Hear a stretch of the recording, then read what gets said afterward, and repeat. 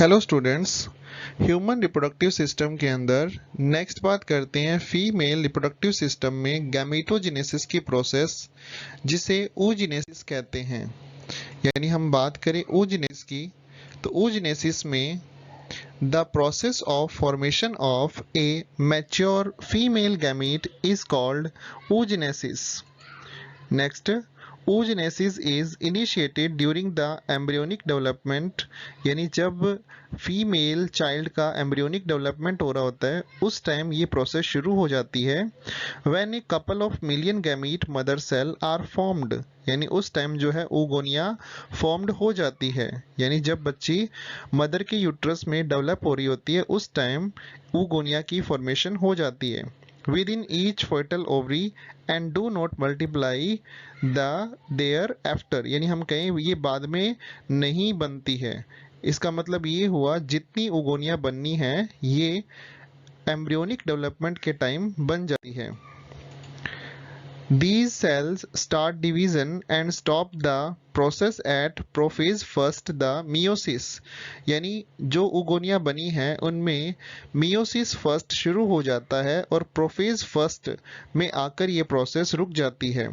At this stage these are called primary oocyte, तो इस समय इन्हें हम प्राइमरी oocyte कहते हैं। Next, each primary oocyte then gets surrounded by flattened layer of follicular cell. It is called primordial follicle. ये जो primary oocyte है इनके चारों तरफ स्क्वेमस लेयर बन जाती है जिसे प्रीमोर्डियल फॉलिकल कहते हैं। आप देख सकते हैं डायग्राम के अंदर प्रीमोर्डियल फॉलिकल यहाँ डेवलप हो जाते हैं।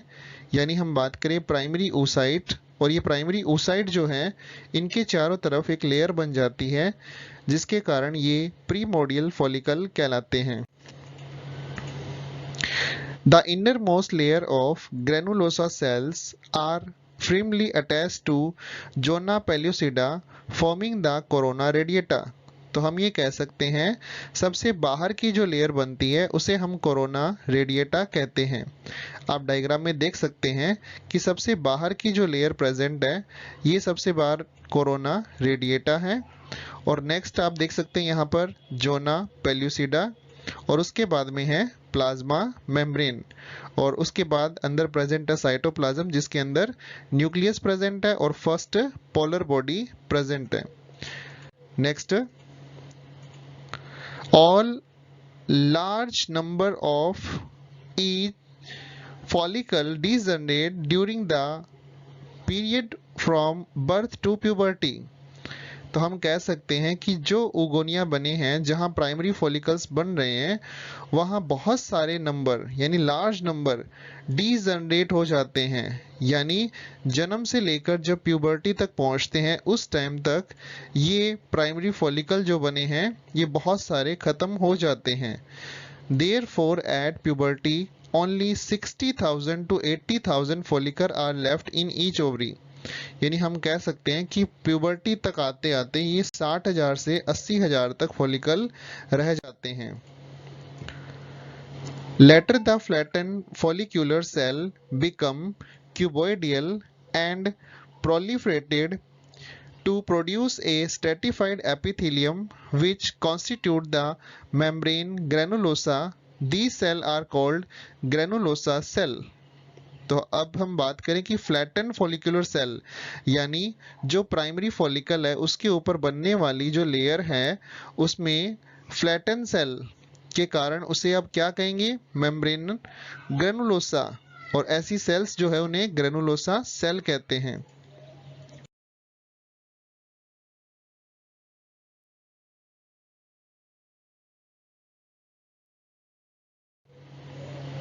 आप देख सकते हैं डायग्राम में प्राइमरी जो फॉलिकल्स थे उनके ऊपर कवरिंग आने के बाद में ये ग्रेनुलोसा कवर बन जाता है जिसके कारण हम इसे क्या बोलेंगे, प्राइमरी फॉलिकल। तो follicle at this stage of development are called primary follicle.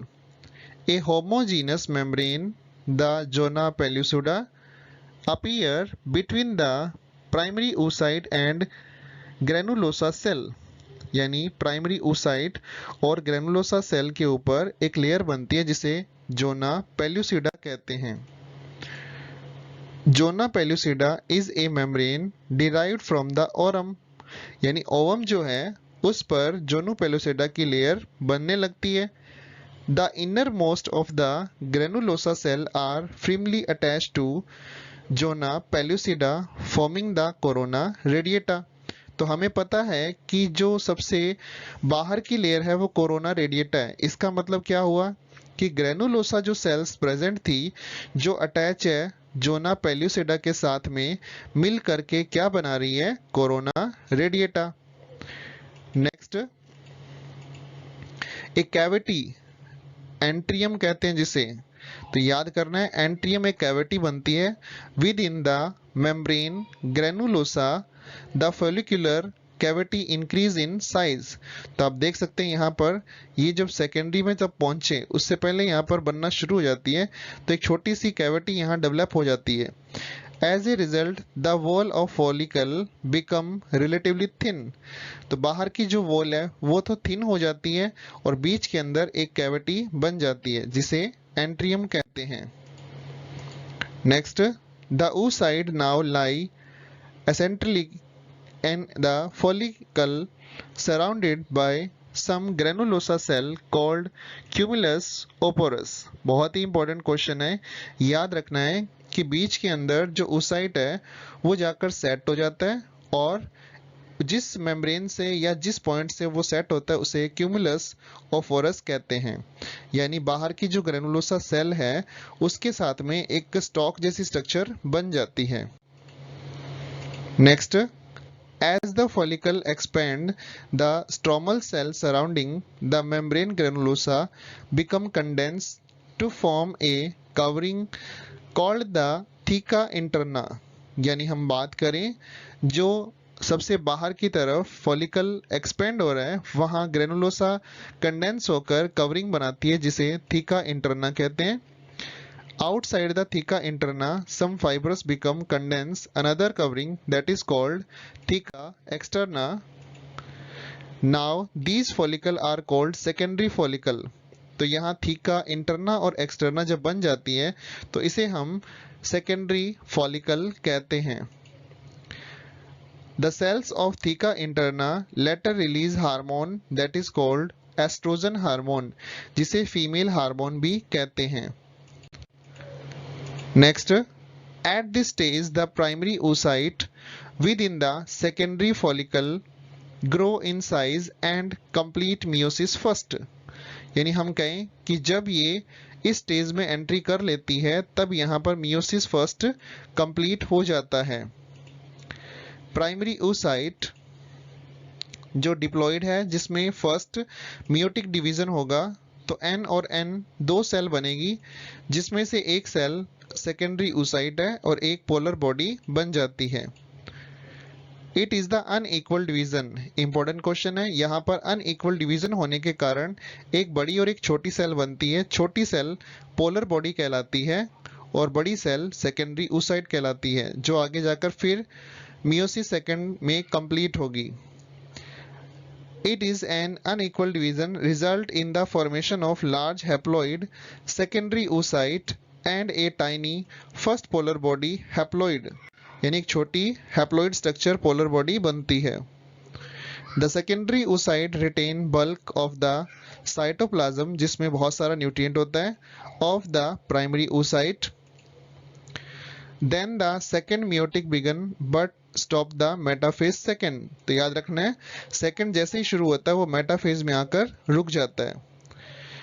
Secondary oocyte first polar body जिसमें सेकेंड मियोटिक होगा और यहाँ पर N एक स्ट्रक्चर बन जाती है और एक और N बनेगा जिसे हम पोलर बॉडी कहते हैं और पोलर बॉडी से पोलर बॉडी की ही फॉर्मेशन होती है।